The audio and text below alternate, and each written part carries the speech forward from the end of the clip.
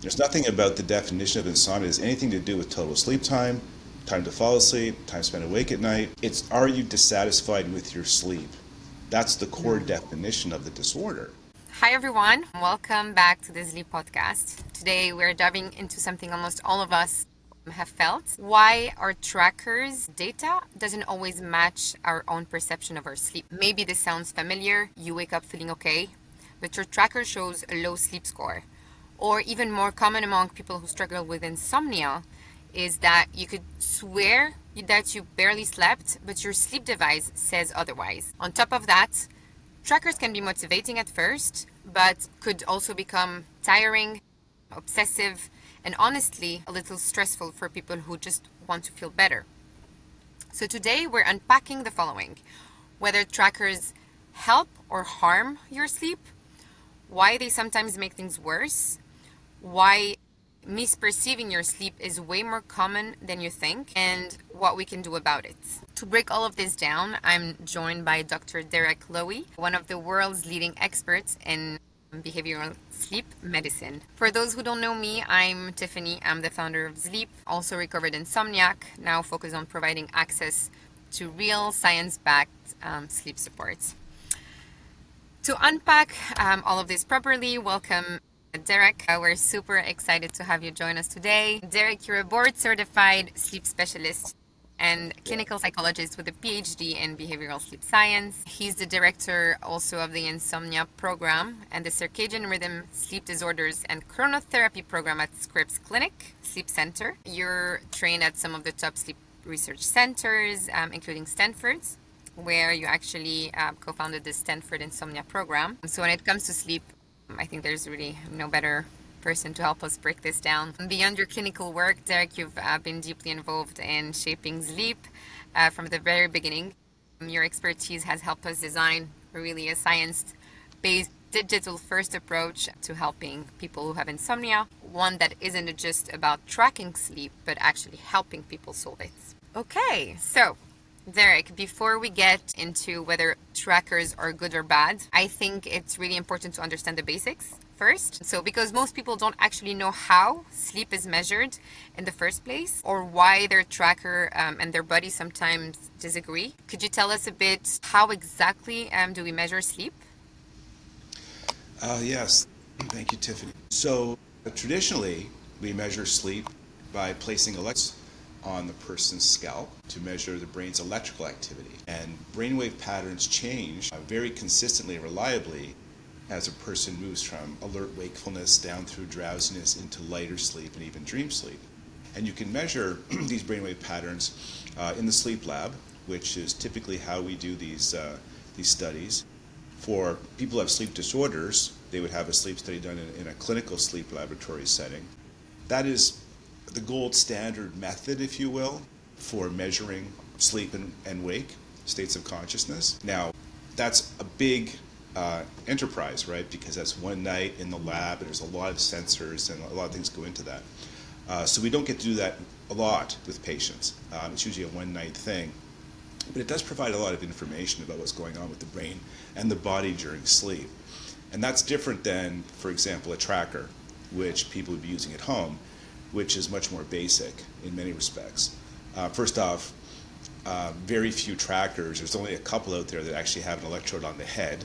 Most of them are measuring other processes like body position, movement, heart rate variability, and whatnot to make inferences about states of consciousness, wake versus sleep, and different sleep stages.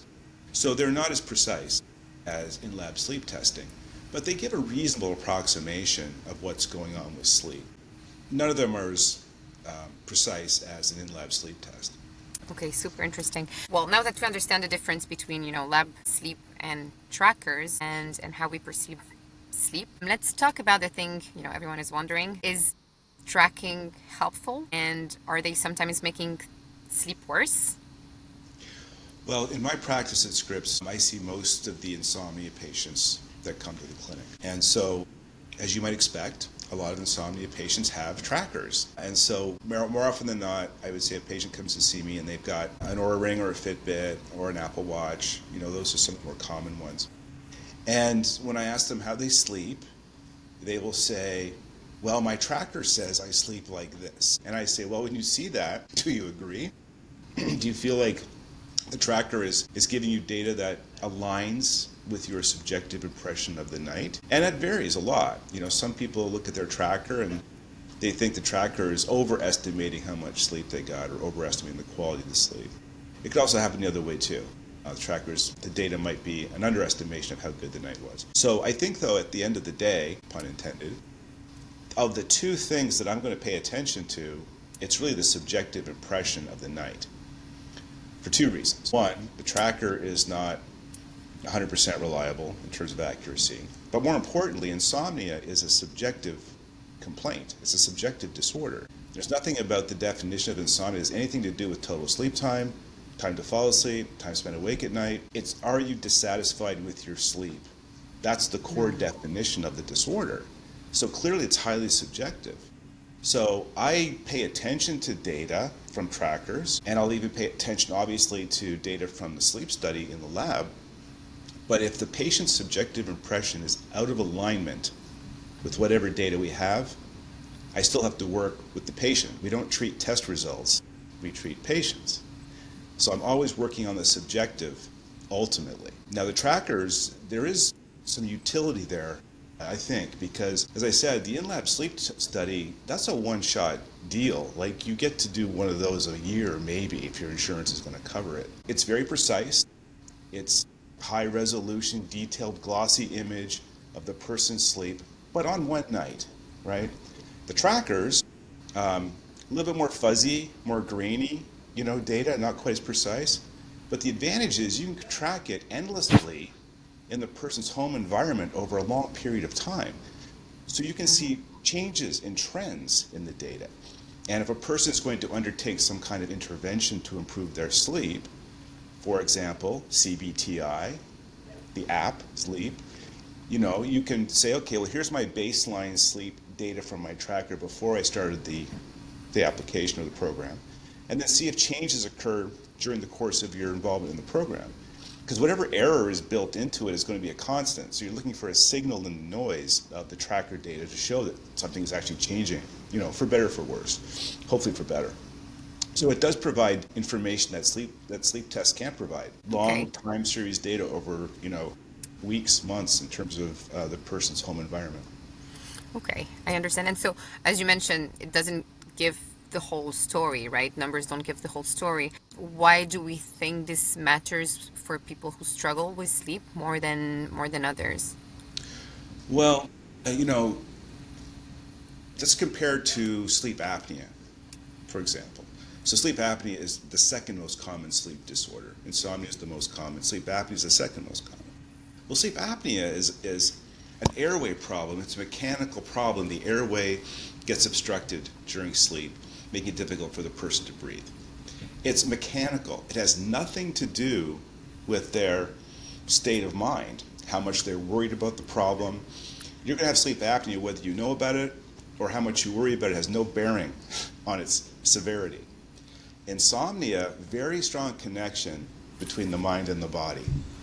And if the mind is worried about not sleeping, sleeping will not go well. So subjectively, again, the person's state of mind or the extent to which they're worried about their sleep problem, in the case of insomnia, has direct bearing on the severity of the problem. So if we have someone who's using a tracker at home, which is providing data about how much sleep they got, different sleep stages, and then there's usually a sleep number, which is some kind of algorithm that, the device has the sleep score, yeah.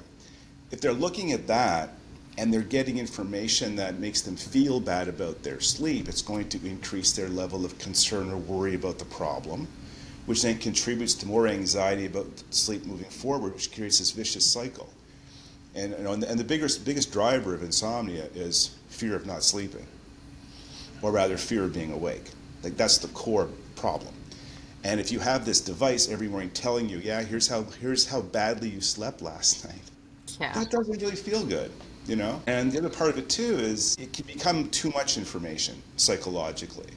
I have a lot of people who they're already very concerned about their sleep problem, but they become somewhat obsessed about their tracker information. Like, my sleep score fell below 80. There's like this kind of mild panic about that. And so the thing is, first of all, the sleep score doesn't really mean all that much anyway. Pay more attention to the total sleep time and the sleep stages, because the sleep score is just a made-up number. It doesn't mean anything. But that information, if it's making you feel worse about your sleep or more worried about it, that's counterproductive, right? So don't become too preoccupied about the data.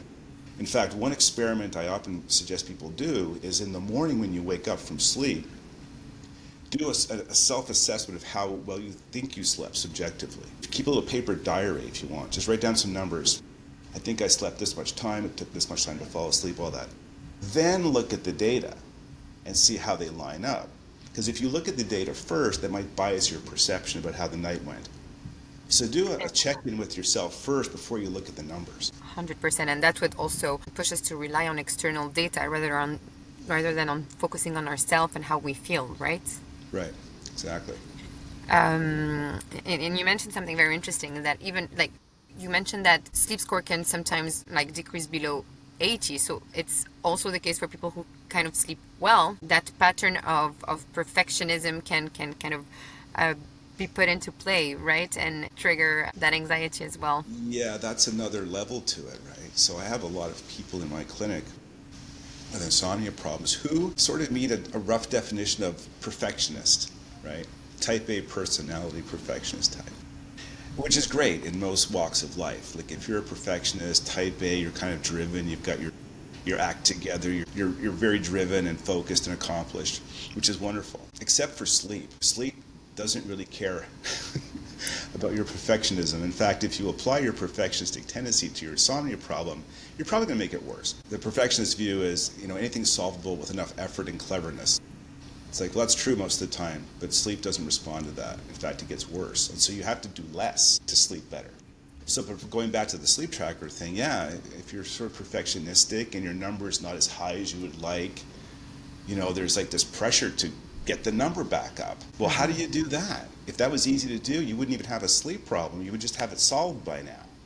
So all it does is just drive the anxiety. It continues to drive the fear. So I think if you have a perfectionistic style, put the device away, right? It might not be doing you a whole lot of good, quite honestly. It might just be making you continue to feel worse about yourself. Because there's a point of diminishing return, right? Like, how good do you want your score to be? Do you want it to be 100 every night? Well, that's not going to happen. I mean, if you had a device that said that, it's broken. That's a sign of a broken device, right? There's built-in error to sleep. Sleep is inherently imperfect. And you have to roll with the blemishes and the imperfections. That's how you kind of move through and not get caught up with that. Yeah. So you would say basically don't become biased by one bad night either. Don't put too much focus on that either. Oh, no. No, of course not. Even really good sleepers have bad nights. The difference is they don't care. They'll have a bad night. Whatever, it happens. I'll sleep better tonight. But if you have a history of insomnia and you have a bad night, there's a little bit of anxiety about, gee, does this mean I'm having some kind of relapse, or am I backsliding? And so you got to be cautious about not falling into those traps. If you wake up in the morning after a bad night, spend 2 minutes, 5 minutes tops trying to understand why. Maybe you had too much coffee late in the day. Maybe you were stressed out, whatever it was. If you can find the answers to why, that's great. Learn from that. If you can't find an answer to a bad night after 5 minutes of thinking about it, move on. That's just nature doing what nature does. And it's not always explainable. You just have a full day, tire yourself out again, get back on plan the next night. Just keep moving forward.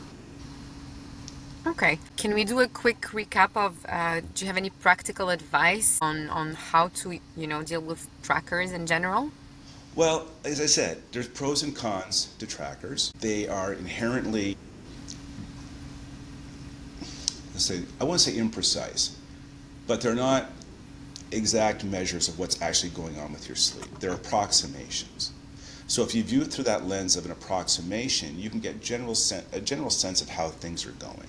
I think the biggest advantage to trackers is that if you are doing something actively to perhaps improve your sleep, such as a CBTI program, or elements within that, sleep compression therapy, for example, pay attention to changes in the data, relative changes. Perhaps the intervention has changed something like deep sleep, for example, that wasn't there prior to the intervention. The other advantage is you can track, endless amounts of data over time. So that's the pro. The con can be it can have an adverse effect psychologically if you become too obsessed about the number. Then that's going to drive more anxiety, which is going to deepen the sleep problem. So worry about sleep is the biggest problem. Thank you, Derek. So we touched upon earlier how people's experience can feel different, right, from what the trackers or the data shows. But I'd love for us to get a bit deeper into the concept itself. As you mentioned, it plays such an important role with insomnia. So what would you exactly say about what misperception is, and why is it so common about among people with insomnia? Okay. So the term sleep misperception or sleep state misperception relates to the phenomenon whereby a person's estimate of how much sleep they get on a regular basis is not aligned with what's actually objectively happening. So in the lab, for example, in the sleep lab, we can measure exactly how much sleep a person gets to the minute, and we can break down how much deep sleep they get, how much REM sleep, all of that. I have insomnia patients primarily, but I will order sleep tests because sometimes I suspect something else is going on, like sleep apnea. When they come back to see me after the test, before I tell them anything about the results, I ask them first, how'd you sleep that night? Again, prioritizing the subjective impression first. A lot of people will say, oh, Dr. Loewy, it was horrible. I hardly slept a wink. In fact, I had a lady a couple of weeks ago, long history of not recognizing sleep. She feels like she's awake all night, every night. We did a sleep test on her, and I asked her about the night. She said, oh, it was the same thing. I felt like I didn't sleep at all. She slept almost 7 hours. And not only that, she had a good amount of deep sleep and REM sleep for her age. She was an older lady. So if someone had just handed me that sleep report and said, is this an insomnia patient or a normal sleeper? I would have probably guessed normal sleeper. Wow. So that obviously led to a very interesting discussion during that visit to explain why there was such a strong mismatch between what the objective data said and her impression of the night. And this is the sleep state misperception piece. Now in her case, that's an extreme example. Like she's essentially saying, I slept 0 minutes, and I'm saying, well, you slept almost 7 hours. So we'll get into the explanation as to why that happens in a moment. But I would argue that there's an element of this across the board in almost all cases of insomnia. And that's because sleep wake it's not just all or nothing. It's not either you're awake or asleep. There's wake, there's relaxed wake, there's drowsy, light sleep, stage 1 sleep, intermediate sleep 2, deep sleep 3, and then REM sleep is this crazy thing over here with all kinds of dreams. But the point is, as we move from these wakeful states down into the sleep states, we're losing consciousness. Like we're both the observed and the observer at the same time. And so as you're losing consciousness, how good a judge are you really about your state of consciousness? Moreover, and this is I think the biggest point, because insomnia is characterized by hypersensitivity to being awake at night, as I said before, almost a fear of being awake at night, they are very sensitive to experiences that feel very wakey. And if you're in these lighter stages of sleep, say stage 1, stage 2, technically you're asleep. And that's what we're going to measure in the lab electrically. So we'll see sleep out here, but the person is perceiving light sleep as being still kind of awake. Like I still feel like I'm aware of my environment, or I'm thinking, right, my mind is active. Well, we think throughout all the stages of sleep, actually. I mean, the volume gets turned down the deeper we go, but the mind is always going. But if you're in the shallows of sleep and you have chronic insomnia, you're going to perceive that as wake. By contrast, good sleepers are also poor judges of their sleep, but their errors are in the opposite direction. Good sleepers think they sleep more than they really do. So they are paying attention to all their sleepy experiences, and they're disregarding a lot of the wake stuff. It's like, yeah, I woke up, but who cares? No big deal. But if you have insomnia, you remember every moment you felt like you were awake, and it feels like you're awake the whole time. Meanwhile, going back to the lady in my clinic, we're measuring what's happening out here electrically, we're seeing all the things we're supposed to see. But she feels like she's awake. And it turns out that there are other ways of measuring sleep. These are not done very often because they're very difficult to do and they're very experimental. But for example, if you put a good sleeper and an insomniac in an fMRI and you measure metabolic activity in the brain when they're asleep versus awake, if you're familiar with these images, you'll know the brain is kind of lit up. It's active when the person's, the brain's busy. So good sleepers, their brain goes from being very lit up to awake and then dark when they're sleeping.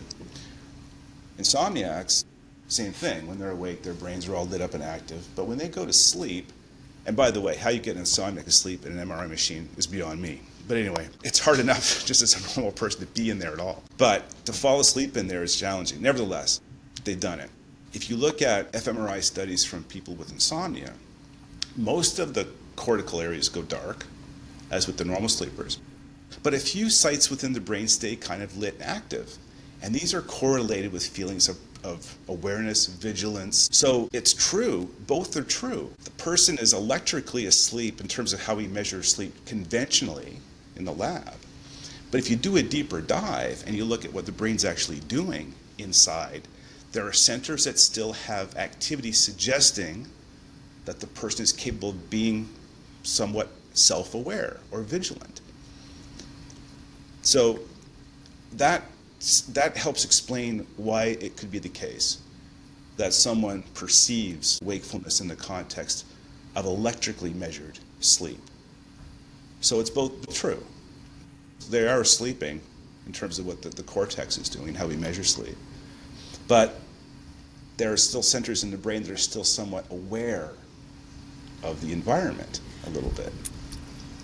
But why is that? So this is clearly related to some kind of hyper awareness and link with Right. fear. So in terms of what's the cause, like, are they insomniacs because their brain works like this, or is their brain working like this because they have a long history of insomnia? I don't think that question's been answered. My gut impression would be that given what we know about conditioned hypervigilance in chronic insomnia, for whatever reason, I think probably it's the case that the chronic insomnia experience has created hypervigilance in the brain. A good example are patients of mine who have a history of trauma. PTSD, one symptom of PTSD is insomnia, also nightmares often. But if the trauma happened at a young age, especially if it happened at a young age at night, that developing brain in that individual is going to have a hard time relaxing completely into sleep at night because they don't feel safe. And we talk about what makes for a good sleep environment. Well, it should be dark, quiet, comfortable, cool, all that stuff. The most fundamental characteristic of a good sleep environment is feeling safe. If you don't feel safe, you are not going to fall asleep very effectively. And if you don't feel safe for an extended period of time, you don't really learn how to fall asleep naturally because you never quite feel safe to do so. You're always kind of on edge. And I think that hypervigilance kind of thing can become conditioned and can be long-lasting. And I think that would explain maybe why the brain is still on guard, right? There's part of the brain that doesn't feel like they can completely let go. And so maybe that's how it gets that way. Okay, and that can be triggered by any type of situation, or this comes down to how insomnia started at first, right? It can be, as we mentioned the other time, I think in our previous masterclass. So it can be just starting, and tell me if I'm wrong, by some kind of event. Everybody has bad nights, but then it's kind of the behaviors that we implement after that make it more long term and that kind of change the relationship with sleep. Yeah, you can imagine it sort of accumulating over time, right? So let's say the initial precipitating factor, the initial triggering event was some kind of, scary situation at night for a young person. Okay, so they just don't learn how to fall asleep effectively. Well, that's going to result in sort of this conditioned hypervigilance we're talking about. And if you have conditioned hypervigilance, sleep is always going to be a struggle. And so moving forward in your life as an adult, you may have these situations where you are in light stages of sleep, and that vigilance part of you is still perceiving wakefulness. And so it causes more concern and worry about the fact you're not sleeping well, which also becomes an active driver of the problem now. So you have the precipitant factor, which is the trauma, leading to conditioned hypervigilance, leading to active anxiety in the present about the sleep problem, which could lead to, behaviors that are, actually not helping sleep, right? They could be well-intentioned. I mean, a lot of people will adopt certain behaviors to try to improve their sleep, so to speak, but, it doesn't always work out. The classic one is, I don't sleep much, so I'm going to spend more time in bed, hoping that I sleep, right? So we can definitely get tripped up in these other behaviors. So it all just compounds over time, right? And that's why something like, I don't want to make this into a commercial at all for Zleep, but this is where CBTI comes into play. You can't change the past, right? But you can actively intervene on the conditions that are currently actively driving the problem, right? The perpetuating elements. And that's where CBTI is very helpful. Okay, I see. Thank you. Thank you so much for this. Okay, well, here comes my next question. How do you fix sleep misperception? Is there a way to fix it? That's very challenging. We're dealing with a situation where the person is sleeping, but they feel like they're not sleeping. How do you help them learn that they are in fact sleeping? That's hard. I have a thought though. This comes from personal experience and also from experience of my patients. Oftentimes for people who have very active minds at night, have a hard time turning off their minds. We spend a lot of time talking about this. It's probably the biggest problem there is.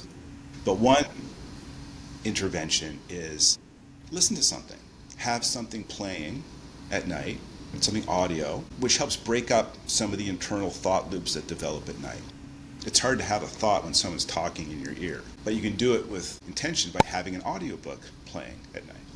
So the audiobook initially can help break up the worrisome thoughts.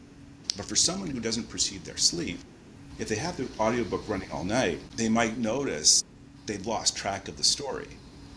Like they tune back into the book and they're 2 or 3 chapters in and they missed it. So that could be direct evidence that they had in fact lost consciousness for that period of time. Okay. It could be a cue that, oh yeah, I must be sleeping because I have no idea where we are in this story right now. And you take a look at it, it's, oh my God, I'm just 3 chapters. So that's a nice way to kind of demonstrate directly that you might be asleep more than you realize in those moments. It's incredible that we're so convinced that we haven't slept that we need evidence to be shown that we actually slept. Like it's incredible. Okay. And do you have a thought on why good sleepers have the opposite problem? I think it's about perceptual bias. I think it's what we're paying attention to, what we expect. Good sleepers go to bed expecting to sleep. Why? Because that's what they do. They don't go to bed with doubt, trepidation, apprehension. As soon as you go to bed doubting or having any concern about whether or not you'll sleep, already you've made it harder for yourself. And people with insomnia, they don't choose to worry about it. It's almost automatic. It's an automatic reaction. Oh my God, it's bedtime. How's this going to go? Good sleepers go to bed. They expect to fall asleep. They usually do. They stay asleep mostly. They're not as sensitized to time points in the night where they might be awake, right? They don't have fear of wakefulness. So when wakefulness happens, it's like no biggie, right? They just kind of roll over, change positions, go to the bathroom, come back to bed, back to sleep. And there might be more light sleep, wake type stuff in there, but they just they connect the dots and saying, well, I must have been asleep the whole time because, I was hardly awake at all. Okay, and they choose to filter the moments where they're asleep, basically. Yeah. Prioritize. Yeah, their bias is towards what they get and what they expect, which is sleep. And Insomniac's bias is towards what they get and are fearful of, which is wakefulness. Okay, Derek, we are getting to the end of the session. Would you have, if you had one message for people to walk away with, what would it be related to trackers and sleep perception? I would say this. Don't get too hung up on your tracker. Don't let the tracker be another source of anxiety if you have difficulty sleeping. It's a tool. It's not the be-all, end-all, measuring how well you sleep or not. Your subjective impression of the night is more important. Oh, but by the way, that could be wrong. Sleep well, folks. I'm joking. Well, I'm not, actually. I'm quite serious. I pay more attention to the subjective impression of your sleep rather than the data. But remember, if you have insomnia, you might be sleeping more than you really are. And maybe that's a source of comfort in some way. Okay. Well, Derek, thank you so much for being here and breaking this down with us today. And for everyone listening, if you have any question, please, message us or add a comment below. And if you're curious to explore your own sleep patterns and want guided CBTI tools, you can find them inside the Zleep app. And we will hopefully see you all in the next episode. Thank you. Thank you, Derek. Thank you.